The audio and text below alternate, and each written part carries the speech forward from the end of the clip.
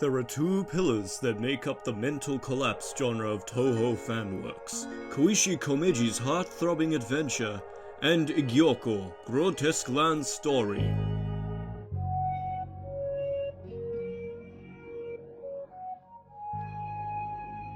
Good evening, everyone. I, on the behalf of Weirdoverse, will be your Morgan Freeman for today to pass on the bearing knowledge of Igyoukyo. By all warnings shown, you should already have a good idea of what it will be about. Hell yeah, pimp! Psychological horror, baby! Aaron Poupon, we're #1, yeah! Its story begins with its handsome author, who I'd like to have babies with if I was a woman, Sushi Hirotero, who on late April of 2014 dropped an absolute bombshell, which is the very first installment of the series. After the initial episode, the prologue, the series continues with a fragmented style of storytelling called routes, which essentially flourishes the story from each character's perspective, meaning there's really no concrete way to watch the series, but the way they're arranged in the YouTube playlist does make for a good experience.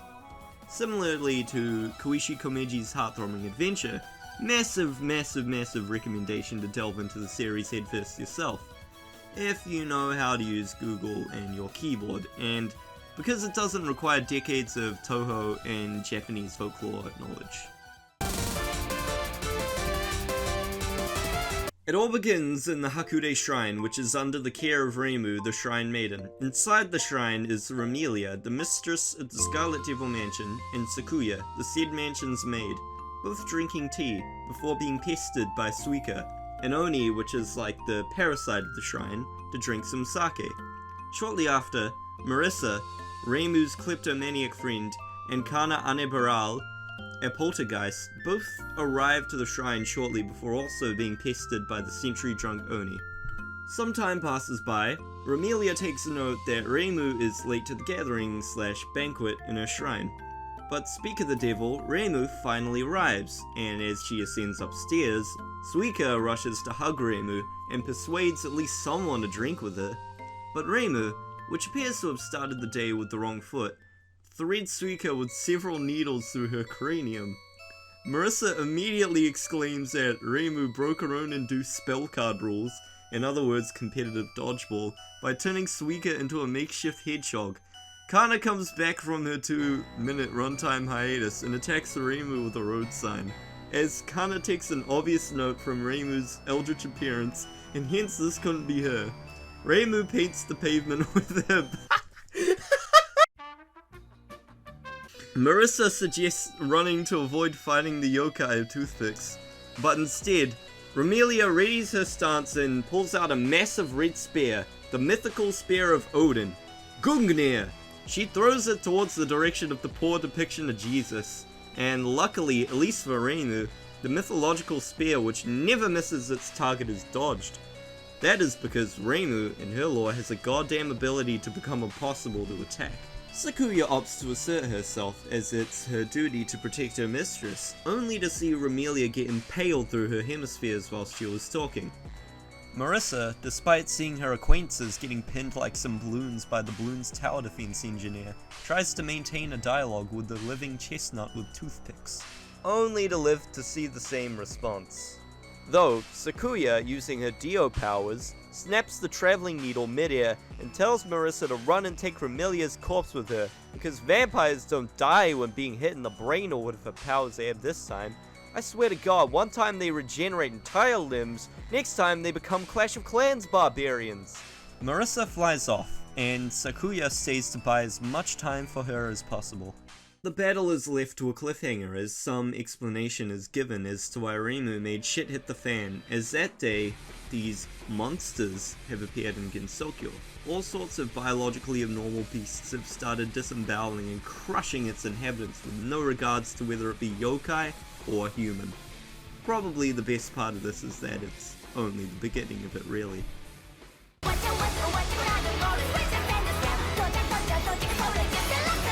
As Marisa is carrying Rumelia's fat ass with her towards the Scarlet Devil Mansion, a jet plane with Nitori written over it flies towards the direction of Marisa and starts attacking her. Because of that, she aims to travel to the mansion through the forest below, to avoid having to deal with the aircraft. Meanwhile, the Nitori jet stops and drops a dragon-ass looking entity down to the forest. After the girls have descended, Marisa's eyes meet the unappetizing sight of a literal shock site. Trees covered in Gibson corpses of fairies that inhabited these woods just earlier that day. She continues her stroll on foot with Rumelia on her back to meet Sunny, a fairy whom can barely put a coherent sentence together to inform that her friends split up and got lost. Marisa gladly takes her under her wing. As soon as they continue their hike, many monstrous fairies start flooding the forest like a certain ethnicity finding a certain metal, and instead of running, Marisa's ego takes over in an attempt to annihilate them. Despite Sunny's efforts to talk her out of it, Marisa readies her stance and throws her magical broom towards the head of one of the monsters, which catches it midair and snaps it right in two. Marisa, after being rendered with no mobility options, is Mike Tysoned, leaving her and Sunny to be approached by vile fairies. Before Marisa's head was about to get her head cracked, she screams one last time for Amelia. Despite her seemingly pointless efforts, there was enough time for Amelia to rejuvenate and Boot to be operational, who, without any waiting, goes forth and breaks a piece the fairy terrorizing Marisa. However, Marisa's happiness was short-lived as a hydrogen-7 isotope though, as Rumelia is immediately pulverized by a troll-face-ass looking fairy, and she's warmed like a certain Neon Genesis Evangelion character in the movie. Despite that, Rumelia pulls some vampire shenanigans and shrugs it off like those shit-ass, quality dollar store shrooms, by crushing all the foes to ground meat. As Marisa tries to converse with allium-phobic Lolicon to no avail, Sunny takes note of the same monsters being alive. It is revealed that these particular monsters can resurrect indefinitely. The reason is because they are variants of the fairies, and fairies are known to resurrect, though not to be confused with someone like Reimu variant, which can very much die like any other Gensokian. Anyway, as Marisa was about to mutter something, a giant fairy equivalent to one Quicto Your Mother's drops from the skies above. Rumelia tries to engage it, but gets splattered into nothing more than a fly. Marisa, without further ado, rips a branch from a nearby tree and jets away with Sunny to her pal Alice, a magician who can manipulate puppets to check if she's still alive after all the ongoing shit that just happened. After silence before the storm, aforementioned Gargantua spawns like some sort of Minecraft pit and chases them down the forest, and, after lumbering a greater part of it, charges a Destructo disc which sends them crashing down like my buddy's computer after trying to play one Source game. God, that is actually just like trying to play one. Monstrous fairies without any breathing space then attack them. One captures Sunny, and as Marisa was about to aid her, is hit by another fairy, and thus, Sunny gets her head bitten off.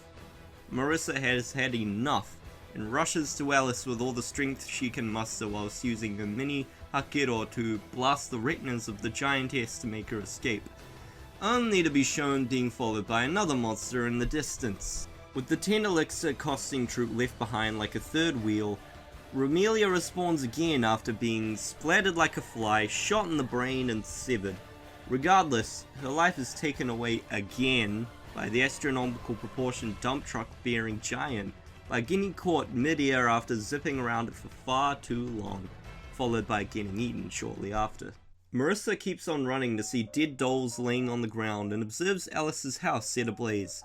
The icicle monster finally makes it to Marisa and she gets impaled by it to her shoulder. Marisa takes note that its appearance is similar to Chiruno's before straining her laser gadget again to no avail. She then tries using other weapons she has in her arsenal before succumbing to arson, which works wonders just like in real life until the anthropomorphic cryogen from Terraria Calamity mod evolves by freezing a large perimeter nearby and ascending into an angelic form. Marisa thinks of running away yet again, but because of her inner monologue, decides to battle till the last breath, only for her to meet something even stronger that crushes the Ice Seraphim. A giant dragon that was lowered from the Nitori jet before approximately 2,000 babies were born globally. Marisa, for a moment, contemplates if that being is her ally, only to be attacked as soon as she says that, forcing her to skedaddle. With the Drake on her tail, Marisa fires her Ultimate President of the United States during 2018 card, Final Master Spark, which doesn't even scratch the Drake. Instead, it pisses us off so hard that it sheds some scales off itself that then are sent flying, cutting down trees with no effort. As Marisa is distracted by trying to fend off the shurikens, her guts are split open by a single swipe from the dragon. Despite this hopeless situation, Marisa manages to somehow lift off by using her amulet's firepower. The spotlight now goes to a group of elite fairies, with their leader, Dinka, noting that Marisa had escaped from Daiose, the giant, and that they're given permission to deal with her. Their business with Marisa will be clarified much later on. Limelight comes back to Marisa. She flies far enough with her Hakero to see her home still being intact after everything she and Gensokyo had to experience. With her vision blurred, knees weak and arms heavy, as vomit on his sweater already mom's spaghetti, she slithers to her house. The sheer impact from her collapsing onto the floor rolls a potion of regeneration to her, and after drinking it Badlands Chug style, heals her wounds. She, in slightly better shape, monologues how she has to go back for Amelia for she had promised Sakuya to take care of her. The previously mentioned group of elite fairies make it outside of Marisa's house. Suddenly, a knight asserts himself to the inception of the battlefield. After a banter between the sides, the knight, who goes by Baka, introduces itself as one of the 13 knights who works for the Demon King, which is also an ex-fairy. As the preschool anatomy level entities were chatting, Dinka notes Marisa's movement and iterates the plan to take down quote-unquote fake Marisa. Now, Marisa takes the initiative to strike first and zooms around, firing laser beams and rendering the fairies useless one by one, leaving only few irrelevant fairies and Baka himself, by whom Marisa is then engaged by. Despite Baka having a status of a knight, he's easily disposed of by Marisa's Hakero that made him undergo a Shrek reference, more specifically that scene where Fiona ascends into an ogre, but instead of ascending, Baka fucking explodes. As Marisa quickly celebrates her victory and lifts off to find Rumelia, elite fairies subsequently revive. Dinka exclaims that Miki is trying to kill fake Cirno, and their teams will unite for that goal. Dinka is asked what about fake Marisa, to which Dinka says that Daiose will deal with her. It has turned dark. Marisa is yelling across the entire forest in search for her blood-shuckling buddy, only to find variant of Daiose has cock-blocked Marisa's path. To Daiose variant's misfortune, Rumelia hatching from the Giga Gargantua's stomach was enough to neuter it, and as Marisa and Rumelia were about to dispatch themselves from the forest, the same dragon from before intercepts, which is apparently a variant of Lily White, aka this fairy, by judging from her dialogue. Meanwhile, another dragon appears, a variant of Lily Black, and to make matters even fucking worse, Daiosai variant rejuvenates to completely sandwich Marisa. Despite the dire situation, Alice shows up with her doll warrior enough to match the size of the giant fairy and neutralizes the variants for the time being, telling her to scram, whilst the latter informs that she'll be in the Scarlet Devil Mansion, and on her way there, overhears an explosion where Alice was. Marisa finally makes it out of the forest in one piece, "Can we get much higher?" with Rumelia, but Lily White variant was still on their tail. Marisa once again tries to abuse her amulet, only to see it overheat and refuse to work like an underpaid Chinese worker.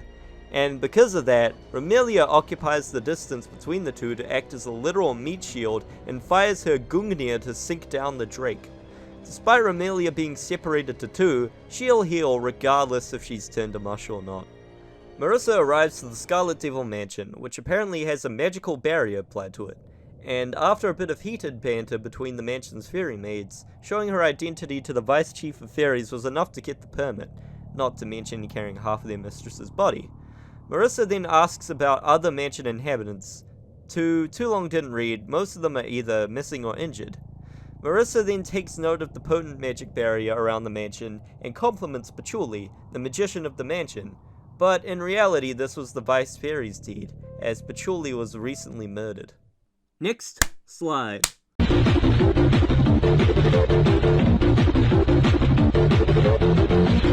With With Marisa departing and wishing Sakuya to not die, Sakuya and variant Reimu are left to one another, and then they proceed to have a Dragon Ball Z-esque battle where they both teleport around.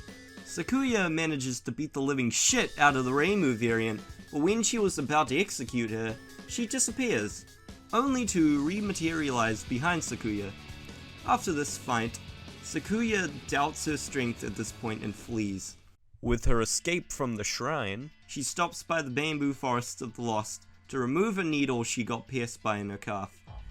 This, however, was enough time for Toothpick Boogie Woman to catch up, and as she completely impairs Sakuya's movement, the variant, with obviously subpar acupuncture skills, tries to improve Sakuya's well-being, but instead critically fails so goddamn hard that she becomes nothing more but a first grader's display of arts and crafts.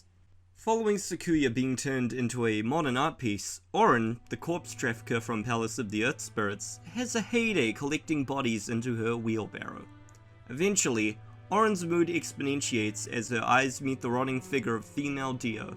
She exclaims to the corpse that she's not letting her die just yet to make a little experiment. Orin takes Sakuya as a guest to her KKHDA episode 6 looking ass place. A shot is given from the place where the other Earth Spirit Palace peeps, namely Koishi, Palace's mistress's sister, and Okyu, said mistress's pet, are dead as symbolized by their memorial photos. Anywho, Orin, after reverting acupuncture which sidetracked a little, tries to revive Sakuya after watching one too many Frankenstein movies. Orin then tries to converse with the smoldering pile of mush that is Sakuya, but to no avail, and Orin cleaves her head off. Despite the unsuccessful attempt, Orin is determined to use many of her spare body parts and fake it until she makes it, even if it takes 100 whatnot times. After that, the variants are shown wrecking chaos across the land of Gensokyo, particularly an entire zombie army going forth towards the Scarlet Devil Mansion, with the main culprit of this attack being Variant Satori, the mistress of the Palace of the Earth Spirits.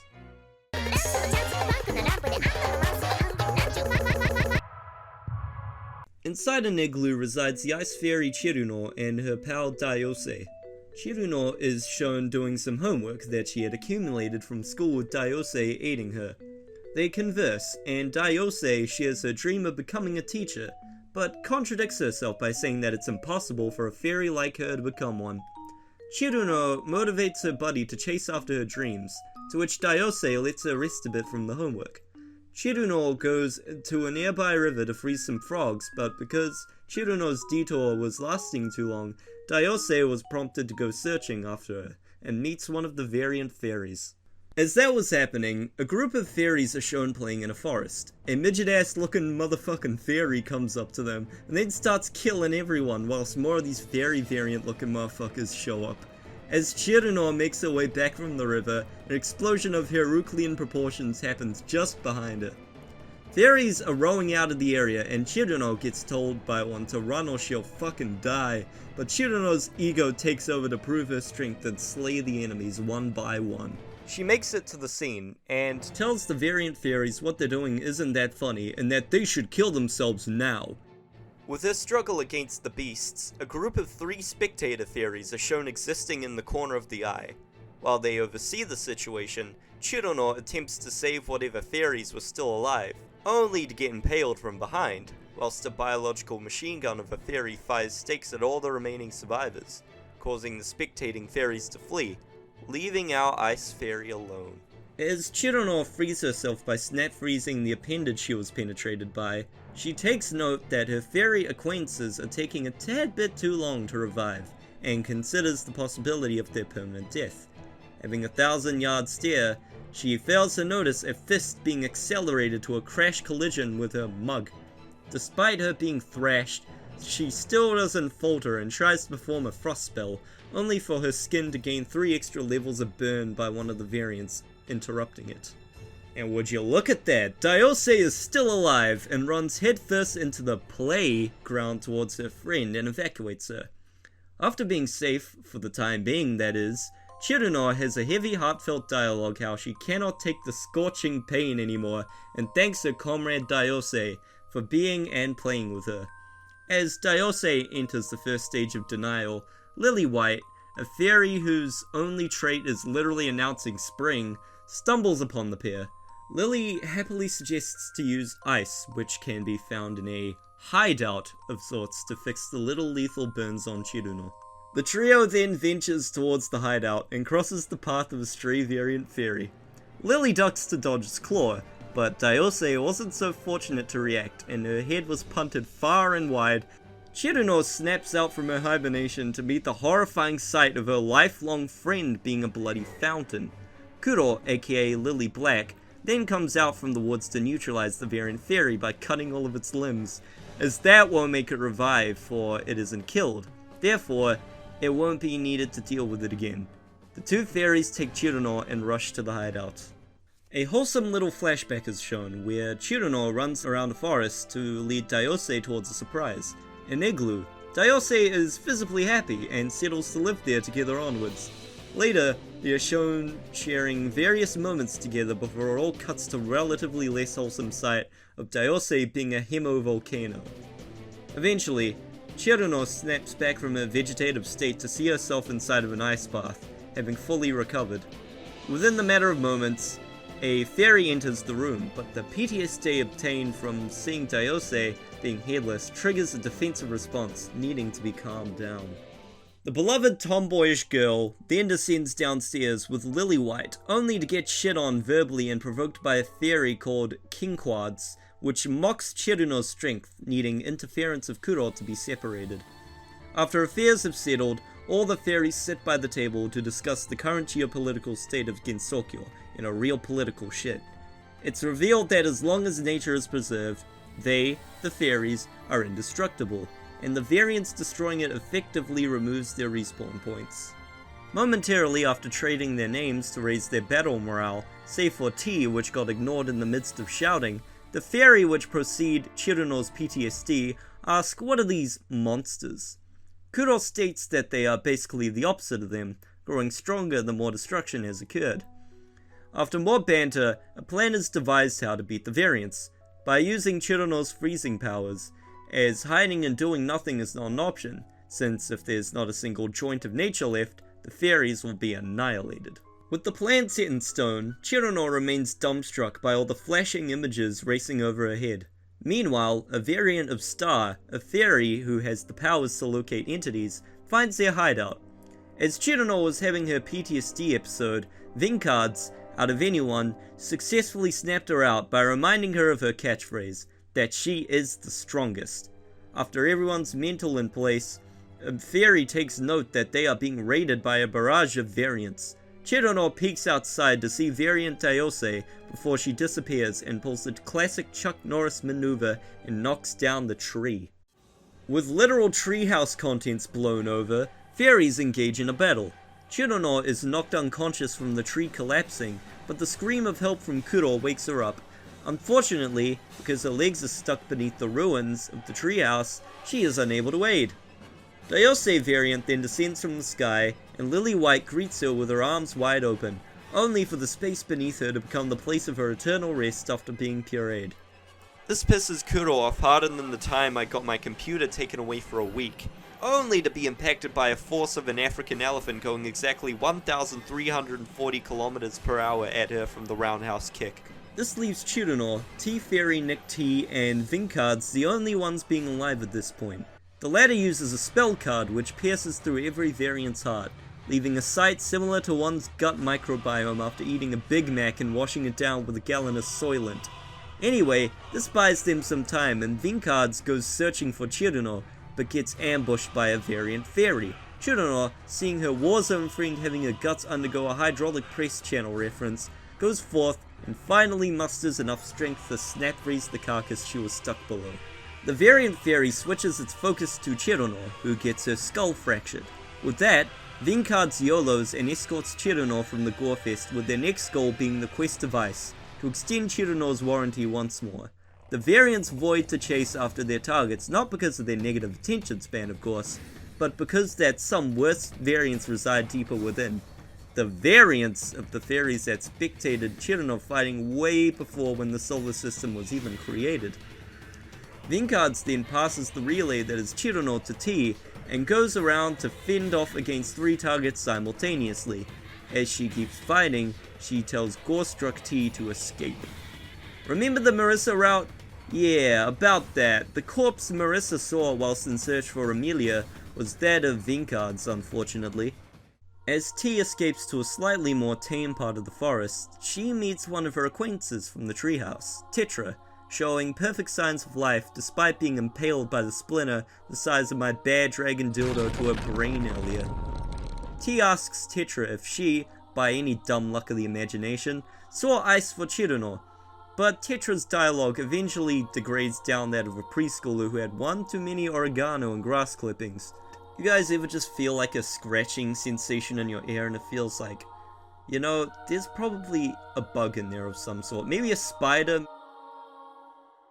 A whole new entity thrice the size of the midget fairy hatches from her, Marisa variant, ironically thanking them for all the hard work that they did. As she reaches her hand towards T, she begs for the variant to at least keep Cirno alive. The variant demands for a convincing explanation, and T spills the beans that Cirno carries the hope of everyone on her back. Spot the main protagonist, everyone. The variant laughs at her preposterous explanation as Cirno looks as good as a maggot coalescer in her eyes. Regardless, Marisa agrees to that, but then asks what to do with her. T makes an entire 180 in her personality by not caring anymore what will happen to her, and gets her guts flayed over by the lift of a finger. Kid named Finger. Okay, now imagine Tyler the Creator saying "Psych!" as she revives T, mainly because Cirno will die without her anyway. Though the variant, not to stain her own reputation amongst other variants, cuts off T's wings. After letting Fairies free, Marisa variant monologues with herself, rhetorically contemplating Demon King's plan and the usefulness of its ability. This will make so much more sense later on. She ultimately exclaims to go to Alice's house. With T venturing through the forest with Cirno on her back, she happens to find the trees marked with crosses by Cirno, leading her towards the igloo, only for it to be obliterated by a variant beast. The nearby area fills with all sorts of polypedal nightmare fuels, where one of them gets one of T's each limbs graciously removed like a Gmod prop gun, and she falls down a cliff, much like when I accidentally ride my horses in Red Dead Redemption 2 off a cliff. Surviving the bungee drop gone wrong gone sexual, the bottom of the cliff reveals a long range of ice shards, which T dragged Cirno to. T, judging by the fact that she has 2 less limbs, connects the dots that it must be her end, and continuing from that discussion from the treehouse, introduces herself as Tina Flavor before having her brain splattered into bits, giving off a familiar traumatizing sight, that of Daiose. As Cirno is surrounded like she had 6 stars in GTA, Cirno pulls an Avatar reference by engulfing herself into a ball of ice, before hatching from it as a goddamn frost angel. Cirno then freezes whatever variant comes close, rendering them to be nothing more than one's computer after launching a AAA game on ultra settings. After fending off what can be considered meat shields compared to elite fairies, their best efforts to distract and obliterate her are as nil as she calls down not only the bullets, but the elite fairies themselves. But she still has to face one foe capable of overpowering her. A monster fairy which nicely grilled her skin way back before. The scene cuts to Denka's elite fairy group from Marisa Route being on their way to unite forces. They meet the byproduct of Chernobyl as they see their allies immobilized. One of the elite fairies tries to crush the frozen variants so they can revive, but gets frozen themselves instead. They note the need to find the fire fairy, but it drops frozen before their eyes. Denka goes on to ramble something about events being the same as that time when the third illusion was destroyed. Nyeh. This detail will make a bit more sense much later. As for now, Cirno refrigerates the entire elite fairy squadron, following with Lily White marking its appearance once more, which was defeated just as easily. It's pretty funny though how a normal Cirno is stronger than her variant counterpart, as if you recall from Marisa Route, Cirno variant got obliterated easily by the Drake. And that can only mean one thing. You call me by that hotline.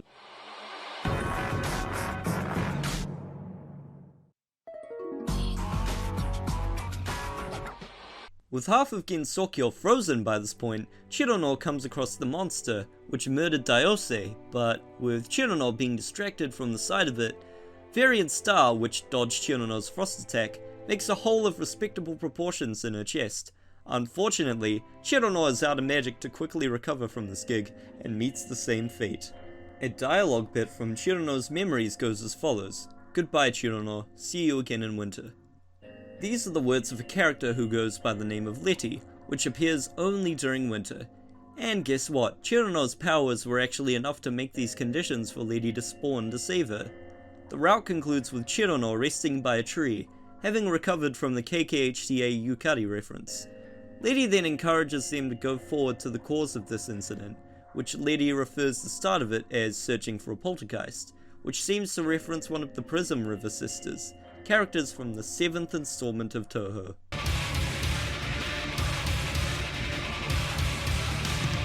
Scarlet Devil Mansion, a place of peace and prosperity. Scarlet Devil Mansion is a mansion of the future. Fidget spinner ass looking monsters are wreaking havoc in the Scarlet Devil Mansion. Patchouli chats with her assistant Koakuma before being attacked by the biblically inaccurate angel, which is actually a variant of a 10th installment of Touhou first boss, Minoriko, as judged by the background music and its tiny design details. Anyway, after Koakuma unsuccessfully tries to shoot it down with revolvers and playing Windows XP Space Cadet 3D with it using Patchouli's barriers, a minute passes with, surprisingly, no one being dead yet. The fidget spinner reveals its real form, kaiju-ass looking insect that was controlling the tire. As the bookworm finally neutralizes it, Koakuma dramatically goes forth to shoot it out of its misery, but the insect goes back into its exoskeleton and suicide bombs like my school's servers after being exposed to a 4 petabyte zip bomb. The second route part opens with Night C3 if the night was its intro and C3 was the background, whose Japanese characters said Sanai all over it, foreshadowing what's about to come up later. With the entire library in equivalent shambles as my mental state after seeing that there's still no goddamn cookie clicker update at the making of the script, Patchouli protects them both from the explosion by conjuring a barrier. It gets to her that her precious books are destroyed, and after groveling over them, hopelessly questions the purpose of that beast before being jump-scared by a slender figure standing right next to her, that being a variant of a character called Sanai. Patchouli then snaps out of the stream, with Koakuma bringing Patchouli some remedies to lower her blood pressure, not because of all that cake she's carrying on her back, but because she has asthma. But she's spooked in a similar fashion of one's first time playing the Scary Face Maze game yet again by the same goddamn variant before rushing to chug the medicine. If you still haven't napped for the greater portion of this video, you may recall that Kuro, aka Lily Black, has said that variants are the opposite of what they are based upon. And as Sanai can control miracles, variant Sanai, by all logic or lack thereof, should control curses. And the effect of that is clearly visible towards Patchouli as Koakuma saves her from suspiciously coincidental debris which was about to fall right on top of her head. Patchouli is pissed and heads towards an underground library with the intention to find out the mastermind of her library griefer. On her way there, she splits off from Koakuma, whom is ordered to bring back Flandre, Rumelia's sister, who, as per usual, has breached her sight in the meantime. Patchouli makes a mental checklist as she descends the stairs towards the underground library, noting that she needs black magic books of rebirth and brainwashing and the like. She finds what she needs, but immediately gets chased by the whitewashed Enderman that is Sanai variant, and through sweat and tears makes it out alive. With ingredients in place, she starts the interrogation of the insect, who states that the one who sent her to kill Patchouli was variant Sanai. Eventually, the bug's brain overheats and goes ahead to tell many cryptic nicknames, notable ones currently being Nitori and Demon King. As Patchouli concludes that there can be many masterminds behind this, Marisa makes a crash landing into the tower Patchouli was in. Marisa, after getting treated by the mansion's fairies, shares her own perspective of the day. Patchouli remarks that Rumelia expected all of this, quoting her, "Something bad is coming to Gensokyo." As Marisa is sent off to a vacant room to rest, Patchouli asks for a fairy to stay with her so that she doesn't succumb to something similar to some shit from like the Nightmare on Elm Street as she takes a nap. Whilst asleep, she experiences seeing all sorts of images that of a school, which is a signature attribute of Sanai variant, which probably was inspired by Sanai's arc in Koishi Komeji's heartthrobbing adventure. Despite all that, the fairy, which Patchouli asks to stay, successfully wakes her up after seeing her experiencing a seizure. Patchouli notices that Rumia, who was in the same room as her, went missing.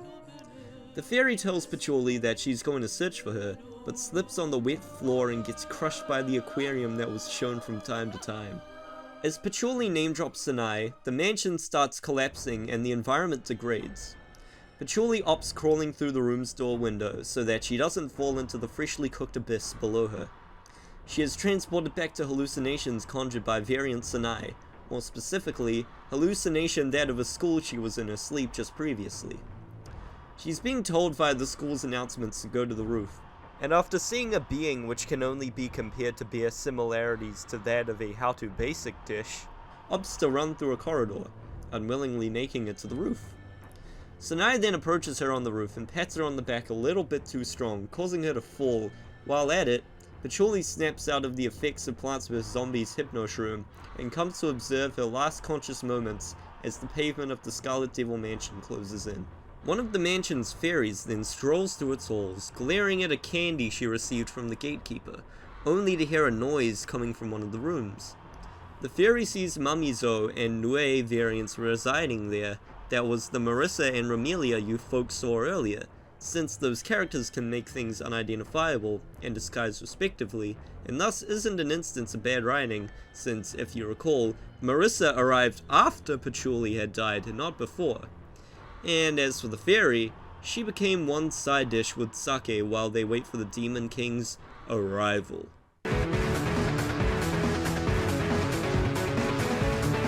The Notori jet ascends from the Misty Lake located near the Scarlet Devil Mansion, and ejects Autumn Sisters, which are those fidget spinners seen from earlier. Hong Meiling is shown sleeping by her post, only to be met by the quickly approaching icicles of Cirno, which she stops by sensing movements even if she's asleep. By now it's safe to say that Igyoukyo excels at manipulating viewers' expectations, since instead of encountering the Beyblades, it was just Meiling and Cirno having innocent fun. Well, for the most part, since Cirno boasts her strength and accepts Meiling's duel, following with Cirno being neutralized by a single blow to her guts.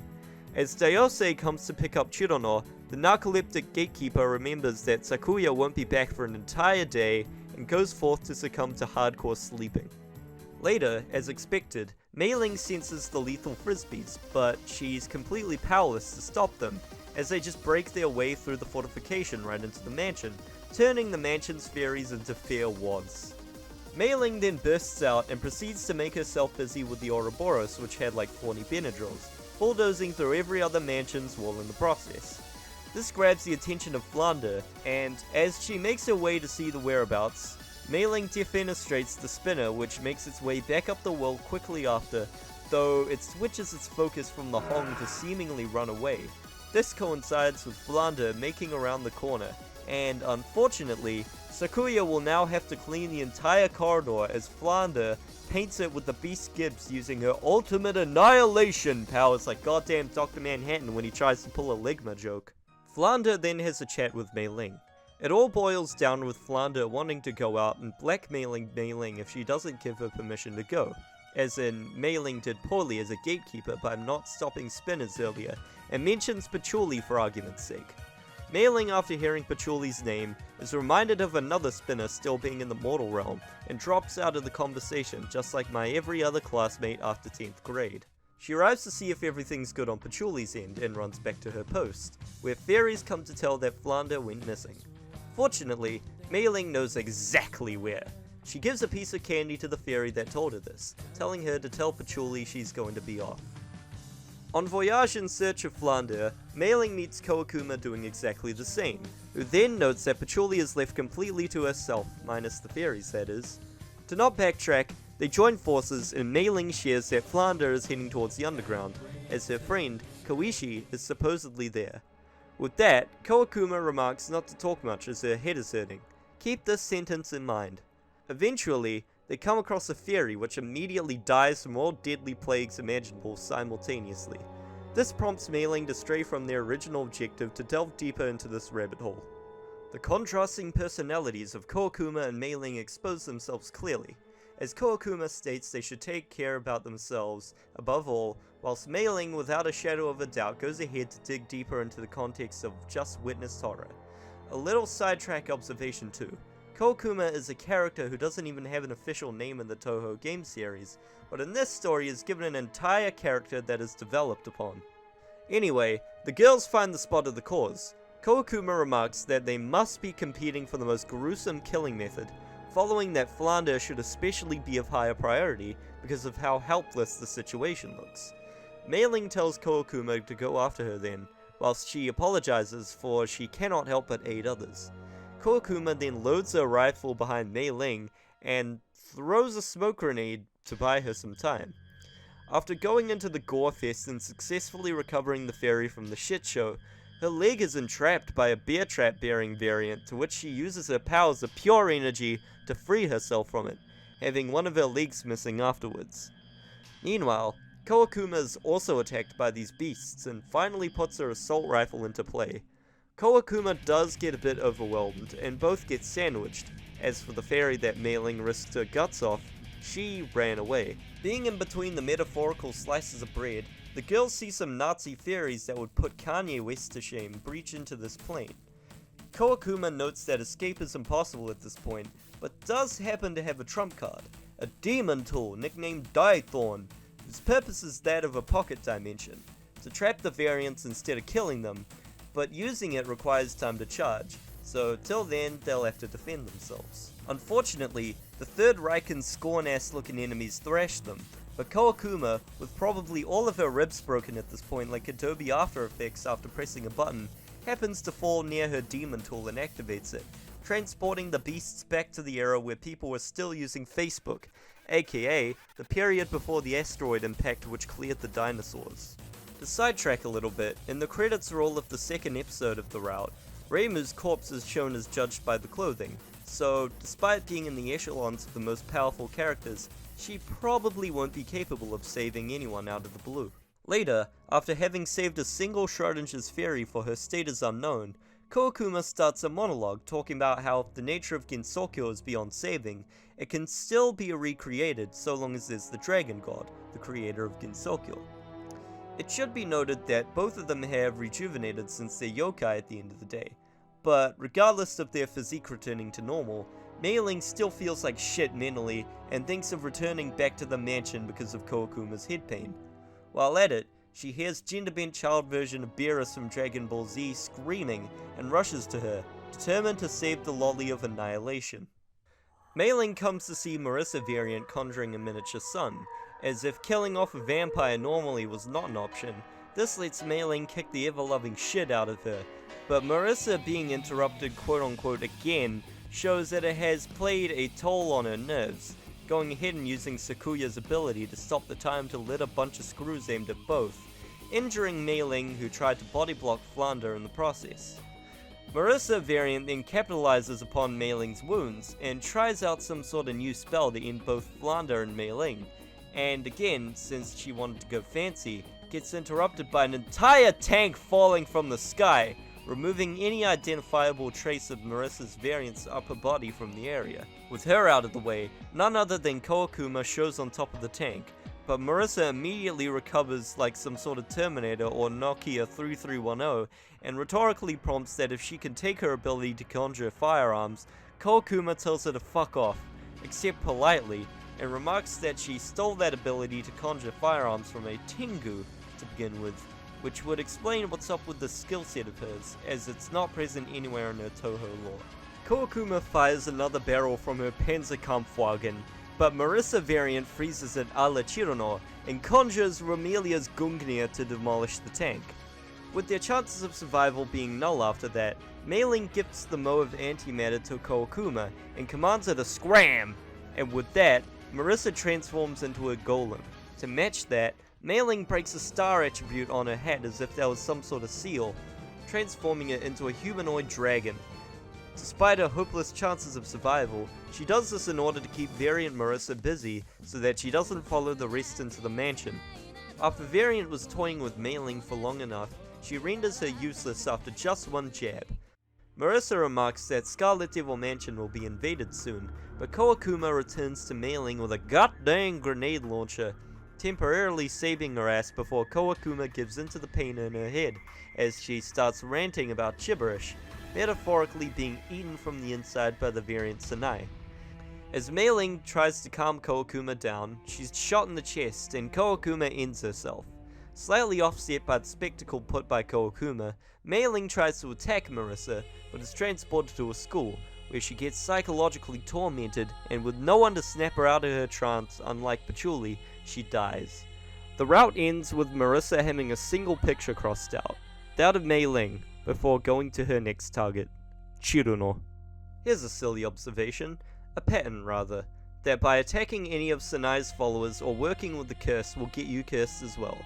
This explains how Patchouli, Kawakuma and Meiling got obliterated since they all had business with variants of the Autumn Sisters, which were under Sanai's control back at the Scarlet Devil Mansion. And you know who else interacted with the meat spinners?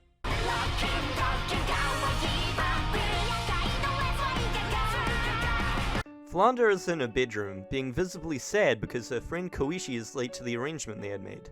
This also marks the first time the date the events happen in are shown, 2014 April 27th, which is also the date when the prologue was released.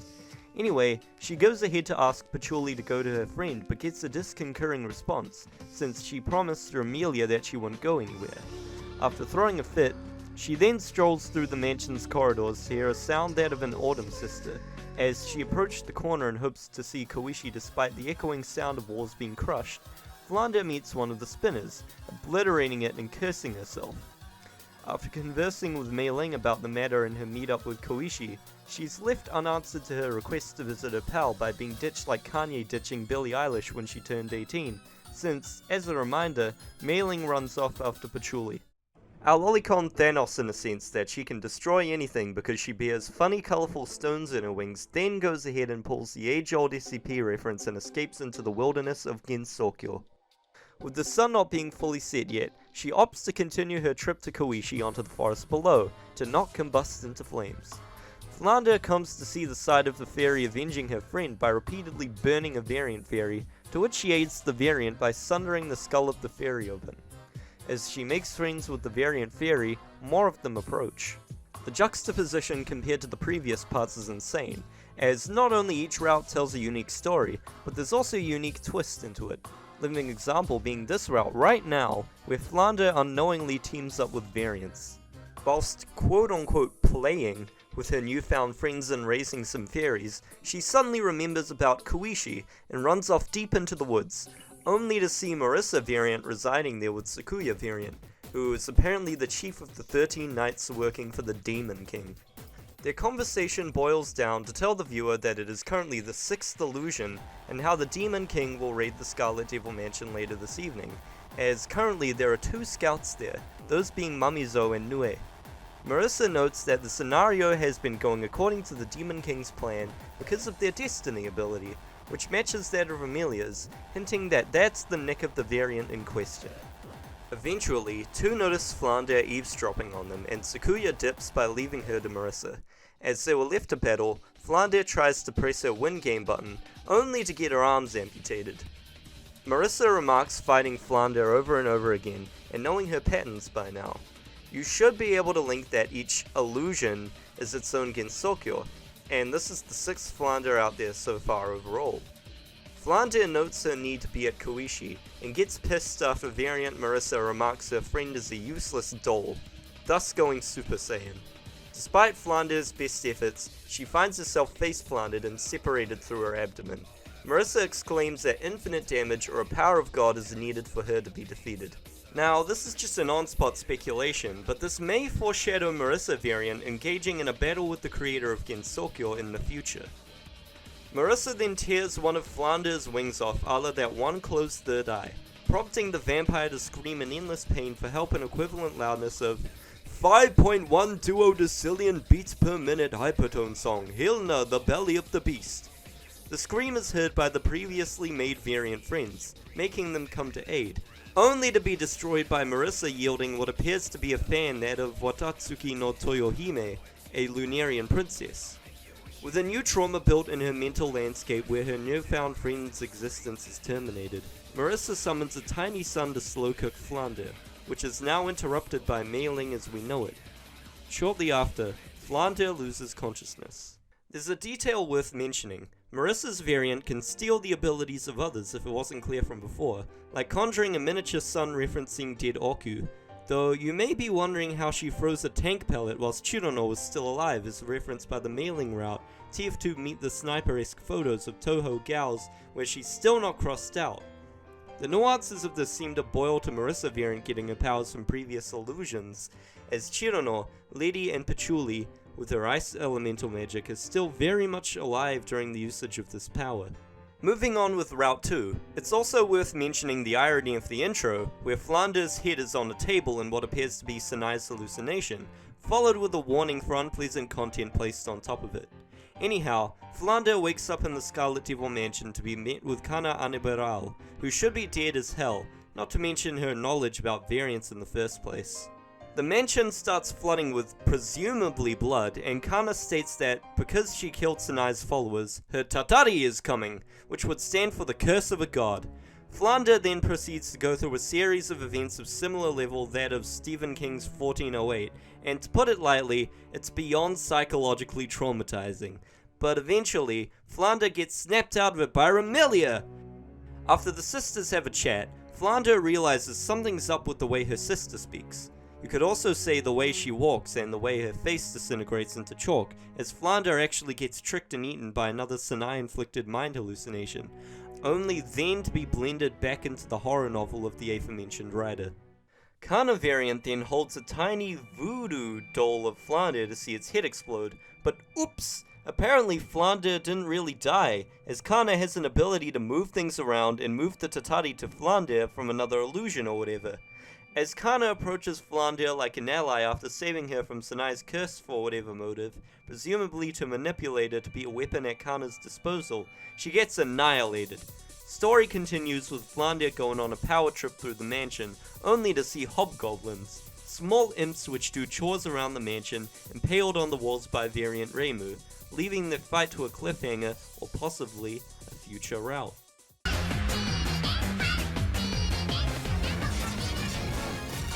Following their run after spectating Cirno being metaphorically gangbanged by variant fairies, Sunny, a fairy which can control and bend light, is shown having tied her friends to a tree as a decoy for her escape, since variant fairies are after them for they had watched Cirno partake in the Colosseum for far too long. Her friends, Star and Luna, who aren't too keen on BDSM personally, are left tied, and as variants approach, they chase after Sunny for being too erratic, en route to meet Marisa. Her plan was to use invisibility powers, but they failed her due to how dark it is in the forest. With Sunny gone, Star cuts the rope and shows her darker ego by proclaiming herself as the group's leader from now on. As the two venture through the woods, Star's personality becomes more and more grim, claiming her goal to be going to the bamboo forests of the lost to become the slaves of the Lunar Princess whom resides there. But on their way, they meet Raisin variant, who has the power to manipulate one's perception. Without hesitation, the variant then shows its gastronomical knowledge by turning Luna into an octopus sausage, and just like Nazis from the Meiling Route, variant Yukari, the Gap Hag, come from a seam from thin air, leaving Star all confused and bedazzled. With Yukari's command, Star gets shot by Racing. Now the route suddenly becomes three mischievous variants as Reimu shows his presence again, with Yukari noting them going to Eden, former Sage of the Moon, whereas Racing is left to do whatever she pleases.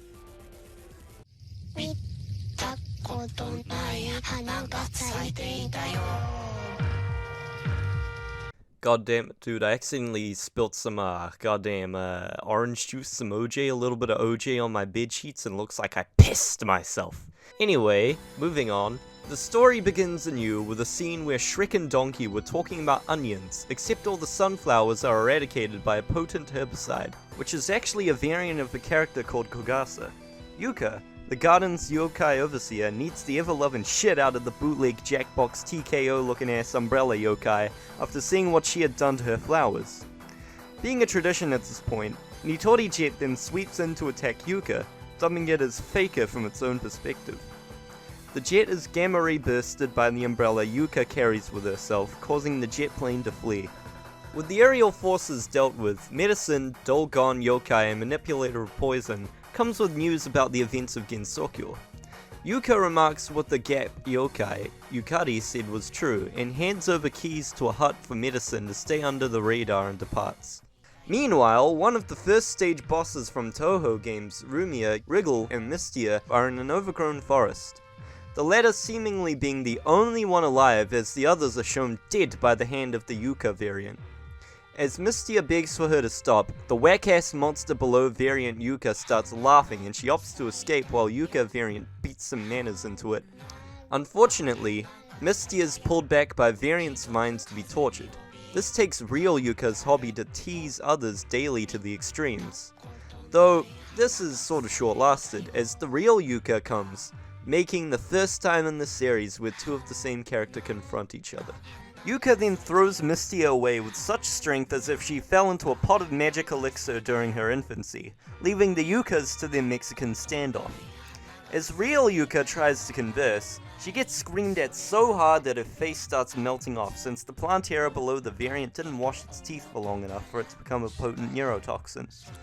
Despite that, Yuuka shrugs the neurotoxin off thanks to the medicine's drugs.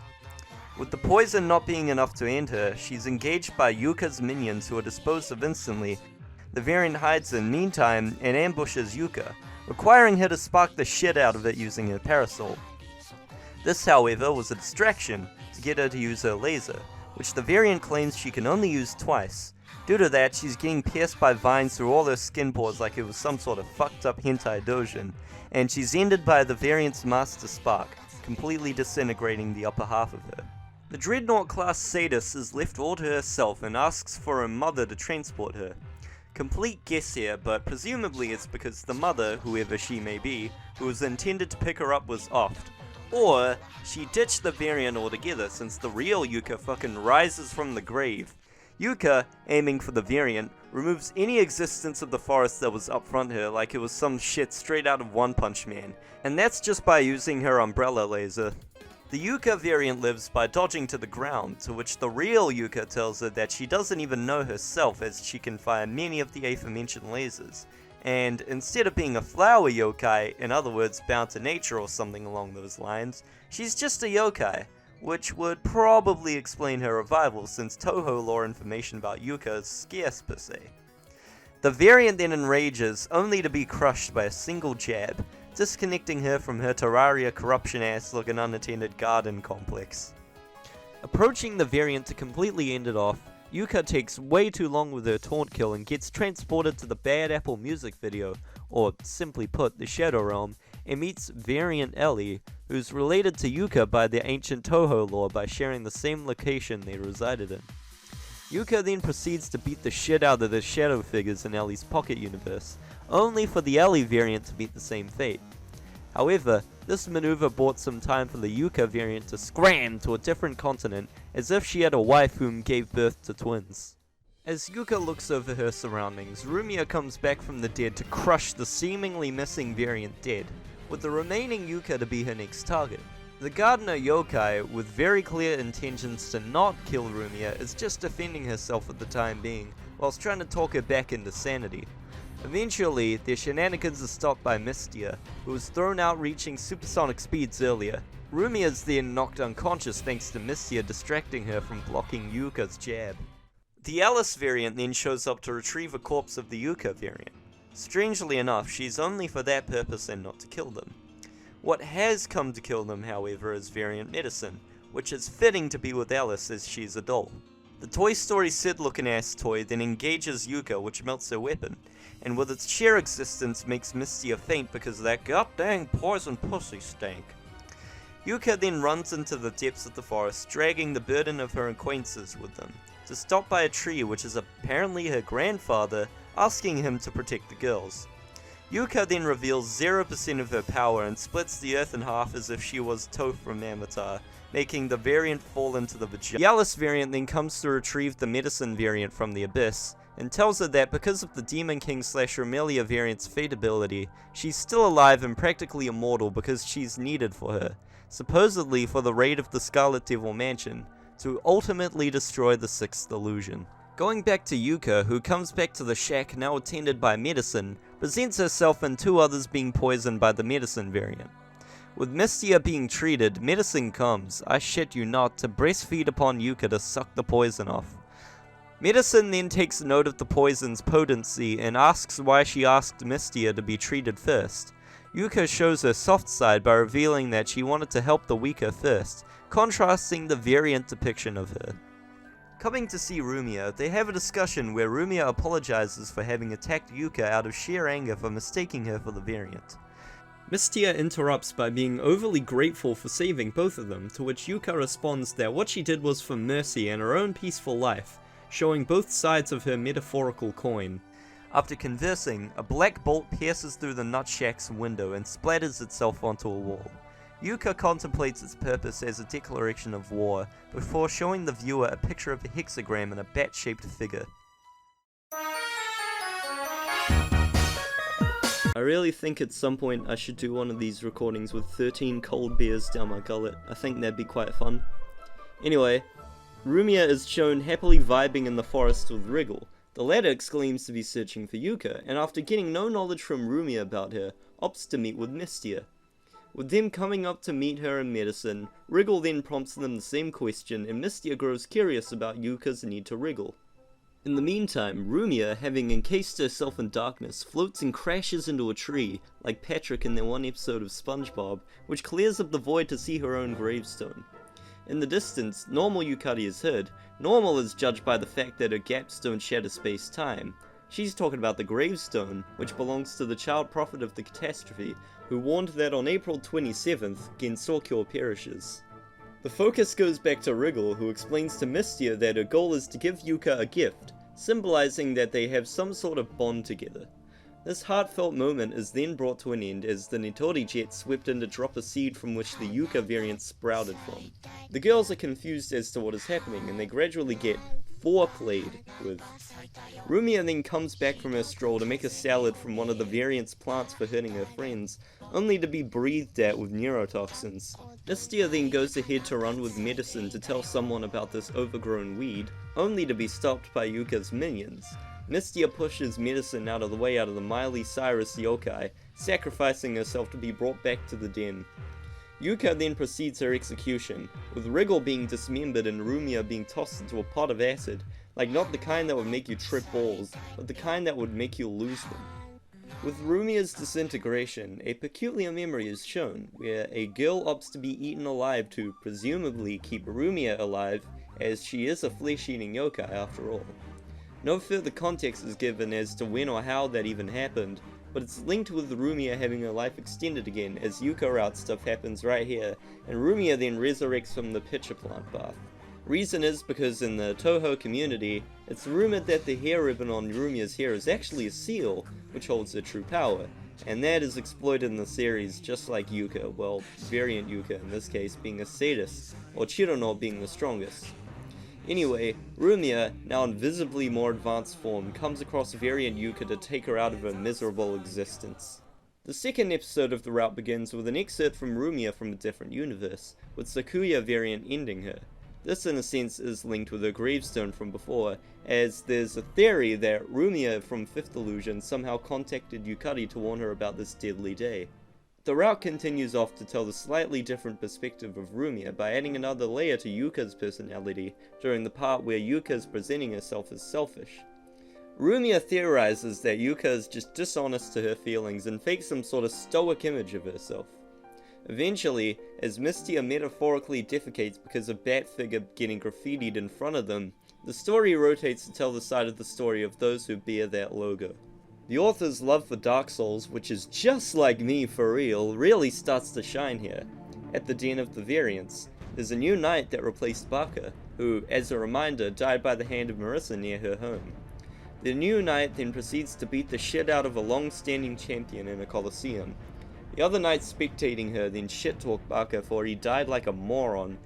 This sparks some small drama between the knights, causing Sakuya variant to intervene to recollect them, and tell them that they are soon going to raid the Scarlet Devil Mansion.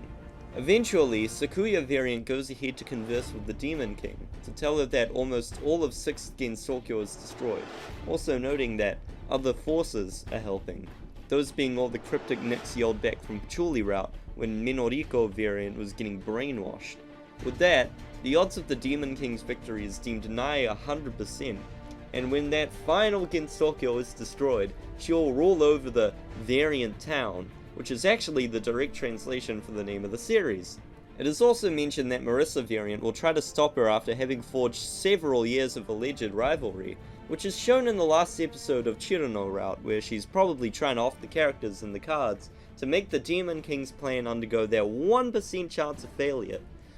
Before returning back to our characters, it's worth pointing out that there are also pretty detailed profiles of each of the knights, which includes some interesting information like numbers on the knights marking their rank / strength. Knights themselves won't be talked about in detail here, but they can be found in the comments of the Rumia Route 2nd episode. Snapping back to our reality, oh, there goes gravity. Yuuka is rejuvenating her umbrella before her departure to the Scarlet Devil Mansion, with Rumia following after her. Yo, this Igyoukyo shit, it's kinda crazy. I may be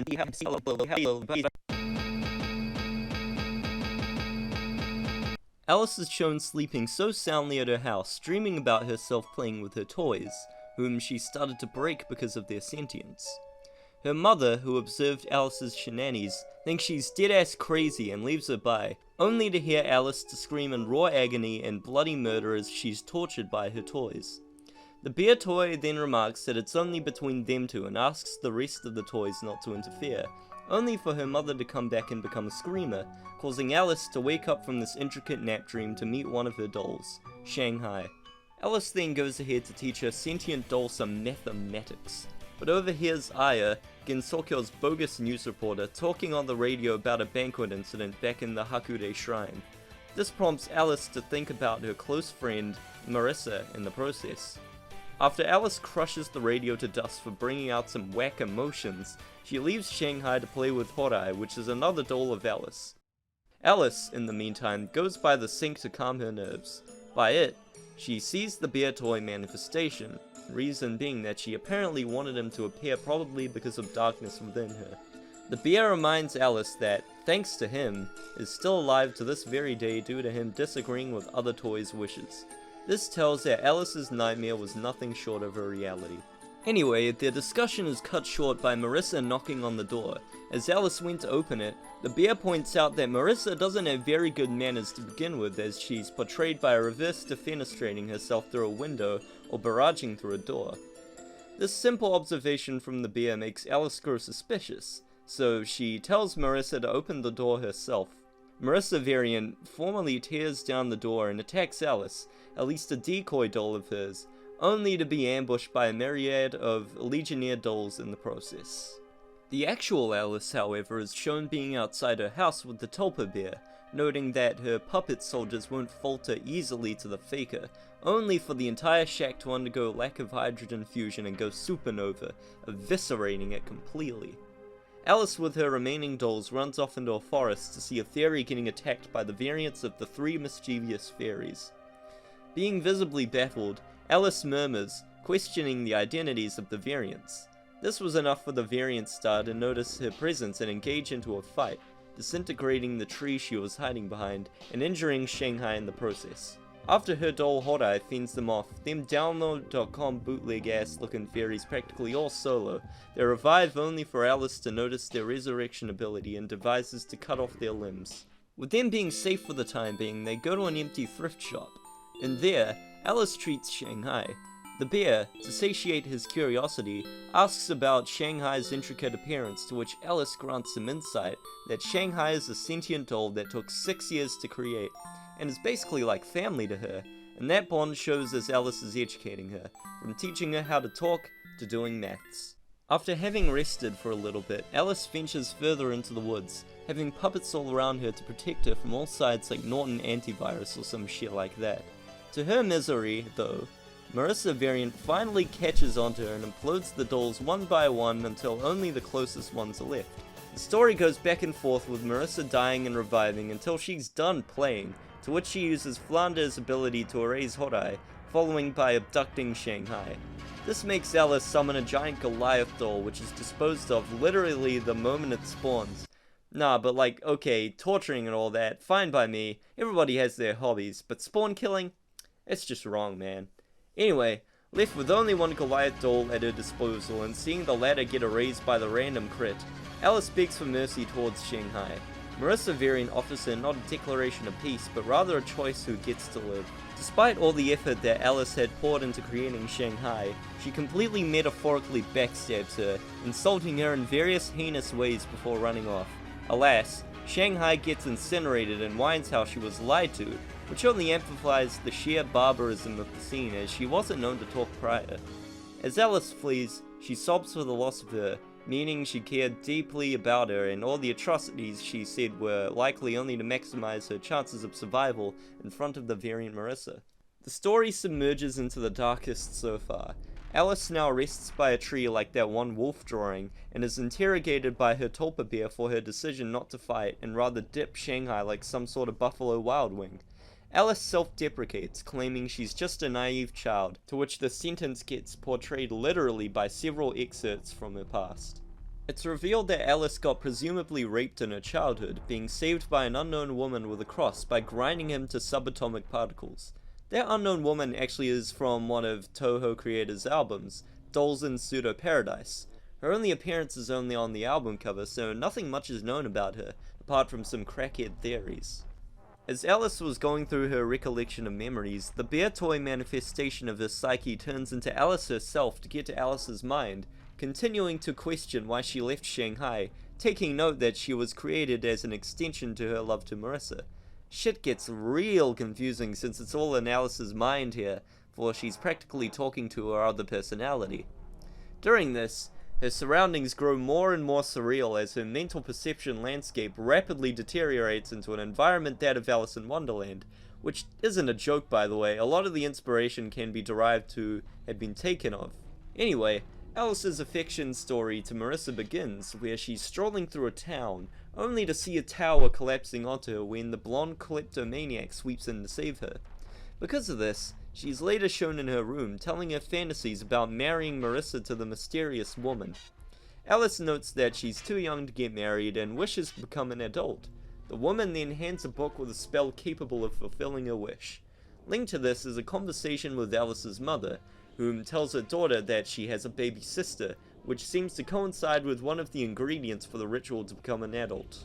Snapping back to reality a bit, Alice notes that without Marisa, her life is meaningless and starts killing that part of herself which is trying to reason with her, or herself, or something. I don't even know at this point. Shit is like the last two episodes of Neon Genesis Evangelion. Phil's on crack cocaine! Back to Alice's reasonably normal mental episode, as compared to that of an average terminally online person. She goes to pay her baby sister a visit, and shows the baby the difference between first and third degree murders.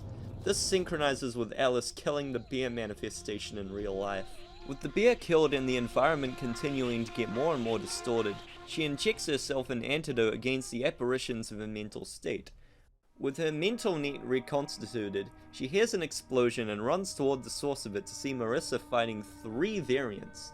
Alice for this occasion conjures the last doll in her arsenal that matches the size of Shaquille O'Neal, buying Marisa some time to flee. However, as seen from the Marisa route, this doesn't end well for her because the gender-bent Eren from Attack on Titan gets defeated, forcing Alice to press its self-destruct button. Penultimately, Alice flees the scene and her warped perception returns as she wanders through the forest aimlessly. While at it, her eyes meet one of the 13 knights whom is shooting anyone breaching the Gensokyo airspace, meaning the invasion of Gensokyo has begun. She eventually comes to see, presumably, another one of her manifestations in the form of a white rabbit, which as per that one saying, Alice follows it, only for her to be baited like a middle-aged woman pressing on an innocently titled link over the internet, and falls off a cliff into a whirlpool. Whilst underwater, she sees various bizarre sights and flashbacks, particularly a continuation from when she had shown her sister a cute little trick to get transported to the afterlife, only to be met with her mother which sees her, now only daughter, having visibly matured, being all drenched in blood. What happens afterwards is not shown, as Alice then goes through that Eminem verse and surfaces on the misty lake to see the Scarlet Devil Mansion in the distance. where Marisa said she'll be.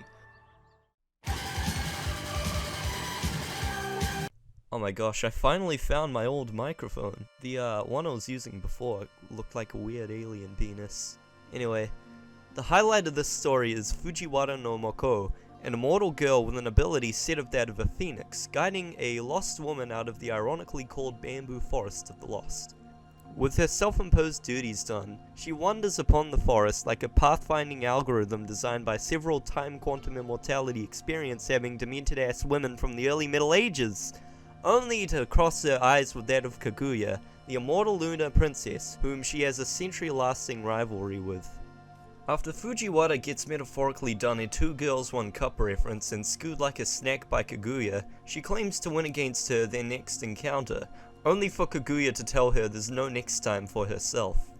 Having her wounds all licked up, Fujiwara overhears some noise within the densely packed stalks of bamboo, that of Tiwi, a rabbit yokai which, despite living for several millennia, looks like someone who'd land you in jail.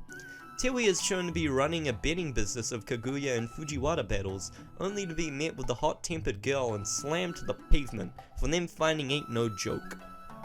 From one rabbit to another, Fujiwara comes to feed her pet, and while she was at it, a seam in reality cracks open like Patrick Bateman showing his pal something with an axe. Variant of a character called Kene emerges from the shattered reality, threatening Fujiwara by claiming to be capable of dispelling a curse of immortality. After the immortal deliberates whether or not the Nigersaurus can do that, she reassures herself that whatever happens to her body, it'll resurrect. After injuring the Triassic period looking ass variant, Fujiwara takes note of her missing hand and not sprouting back, realizing that Dookie got serious. After that, Kene variant's face shapeshifted into the familiar face, that of normal Kene.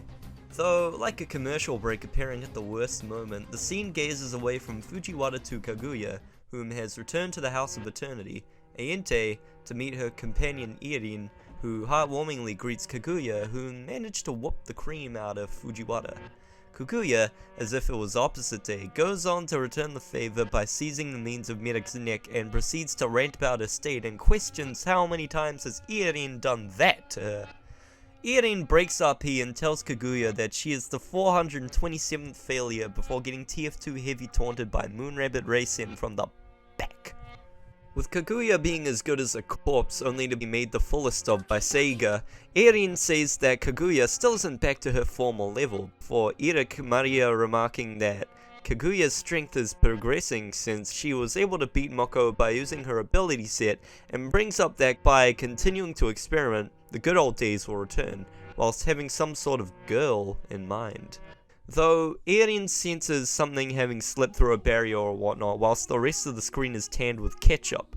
Irin is immobilized with some sort of cold she suddenly started feeling, only to see Racing get her face melted off as if she took a bite of that pre-packaged convenience store chili pizza, following with Irin meeting the similar fate with a whack anime-ified Grim Reaper variant harvesting her liver and eating it, killing her. The reason for such a peculiar death is that Irin is an immortal, and that power comes from the Horai elixir of immortality that lives rent-free in her liver at all times, or whatever Touhou logic this goes by. After all that tomfoolery was done, the variant departs into the gap and Kaguya wakes up, only for the other half of Entei to be blown up by the Reisen variant. Back to Fujiwara, who is now kneeling before the vast sea of teeth laden the Kene variant's lower body. She recalls a past memory of herself, which, I shit you not, actually comes from Touhou lore. To put it short, as she was descending a volcano with some nen who carried the Horai elixir, she got possessed by her desire for eternal life and offed them one by one to get it. The sins she committed that day make her rest uneasy to this day, and thus, since the Kene variant now has a familiar appearance, manipulates her into giving herself into death. Since the events happen not too far off where Tiwi got suplexed by Fujiwara, Tiwi shouts for her to run, snapping Fujiwara out of her mental endeavors like me snapping 3/4 of my ribcage bones whilst falling downstairs. After a car chase scene with no cars and no guns, I don't know how that works, Kene variant cleaves off Fujiwara's legs with a comically large sword. Though, as she approached closer, she stepped on Tiwi's planted explosives, leading Fujiwara to barbecue the tribal woman neck-looking ass dinosaur. With its last breaths, the variant warns Fujiwara of a woman with a cross, which seems to coincide with the woman from the Alice route. After some brief chit-chat with Tiwi, Fujiwara and her hare companion find themselves in grave danger and get attacked by a wolf-looking variant. This encounter leaves Tiwi lethally injured, and she tells Fujiwara to go to Iente and save its inhabitants. As Fujiwara accepts this for her sake, Tiwi gets up as if nothing had ever happened because these yokai got like regeneration 127 or some shit. The reason for this particular interaction is because Tiwi is often depicted as a bit of a jokester. Anyway, on their way to Iente, they split off, with Tiwi going to the pavilion through the back, leaving Fujiwara to keep them busy up front. There, Fujiwara converses her matters with Kaguya, but their conversation is cut on the tip of it by the Racing variant, who encourages the rest of the variant girls who are there to have fun with the Blazing Immortal, who, despite her undergoing Phoenix transformation, still doesn't have enough raw strength to take them on. Meanwhile, the rabbit yokai is searching for something within Iente, only to find a Pac-Man ass looking variant which chases after her like EDP. On her way out, she sees an attack being launched at Fujiwara, now en route to her mug.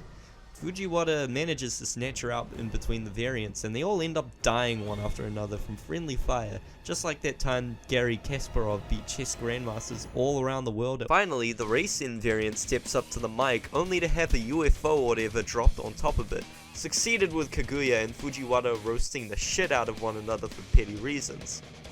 Tiwi takes note that the variant is no longer below the vehicle of the creators of Egypt, and Fujiwara gets a myriad of rounds shot towards her. Now, ignore the fact that everything downwards her waist, including her liver, is beyond what we could call even meat. Fujiwara can still live even if there's a single strand of her hair left. Anyway, now that Fujiwara has slightly less lead than what people's organisms had back like 50 years ago, Racing variant kidnaps Kaguya into the Scarlet Devil Mansion, leaving Fujiwara powerless to do anything and feeling like shit for the things that she said towards Kaguya just now. Some time had passed, and Fujiwara has recovered from her slight wounds to talk with Tiwi about Kaguya. It is revealed that she is actually a clone. You see, it all begins with Kaguya wanting a normal life and Eirin wishing to fulfill her wish. Despite her wishes, Eirin, during the procedure to unbind her from the shackles of immortality, fucked up and lost her in the process.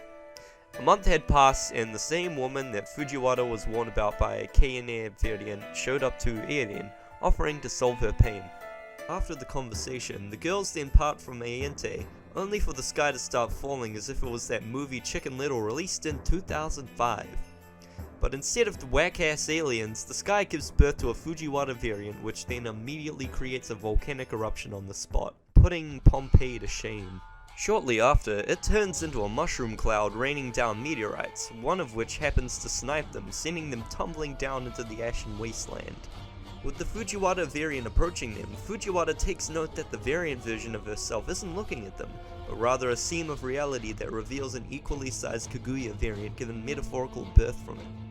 After the variants figure out their affairs, Kaguya variant emerges victorious and goes after the more down-to-earth version of Fujiwara. As she's being battered by the variant, she slowly realizes that this, like with normal Kaguya, is pointless fighting. It also got to her that she's softening up, so she beat the shit out of the geisha, which within a matter of moments respawned from thin air.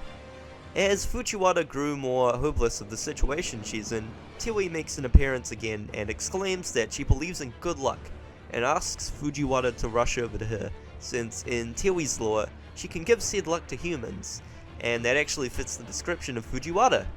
She lifts off with little hesitation, and as she was almost at the grip of the variant, Fujiwara variant intercepts, turning the ground into a lake of lava and fire, entombing the Kaguya variant. Later, the two are by the misty lake. Fujiwara talks about Kaguya and how in reality she feels emotions towards her, continuing on that she cannot look straight at Kaguya for what she had said to her, and thus, she can't go to the Scarlet Devil Mansion. Tiwi encourages Fujiwara to do so anyway, as clones are revealed to last only a day, and without Eirin, they disintegrate, like my favorite Cure album. Now, here's some whack-ass theory.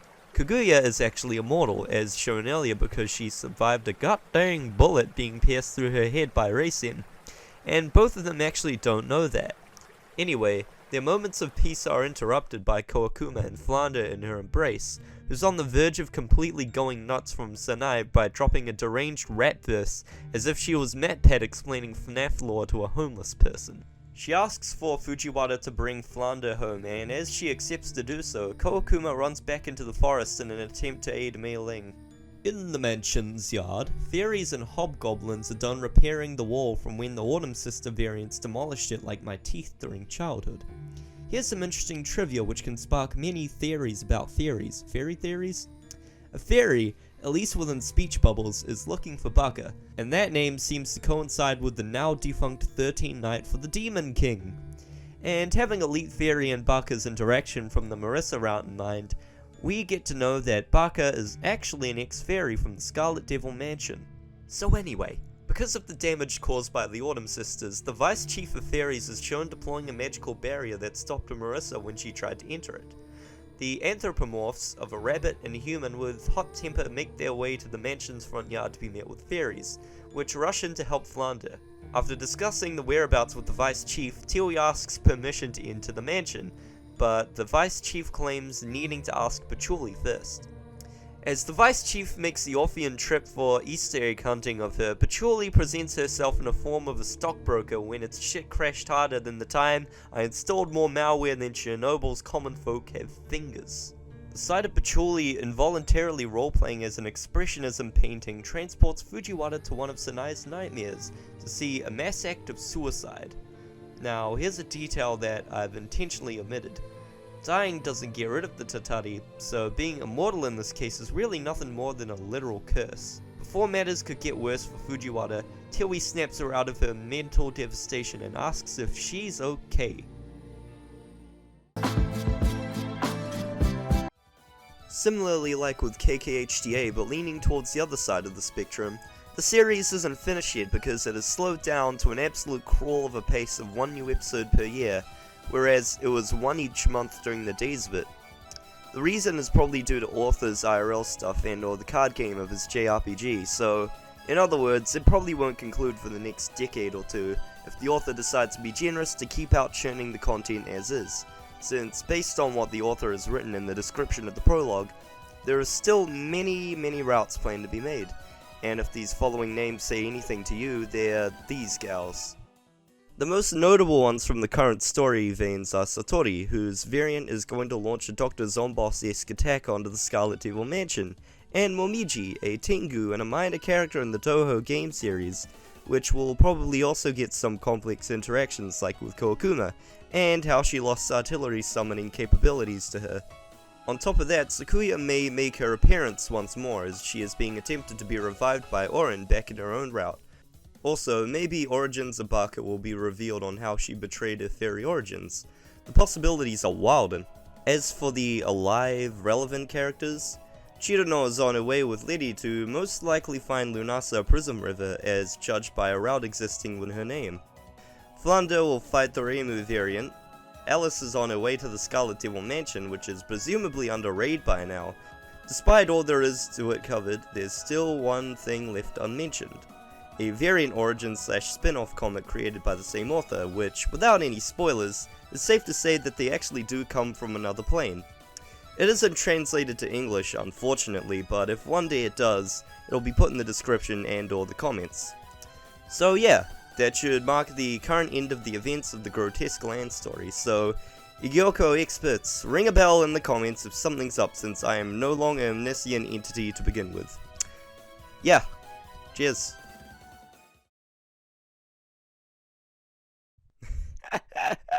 What the fuck did I just read, LMAO?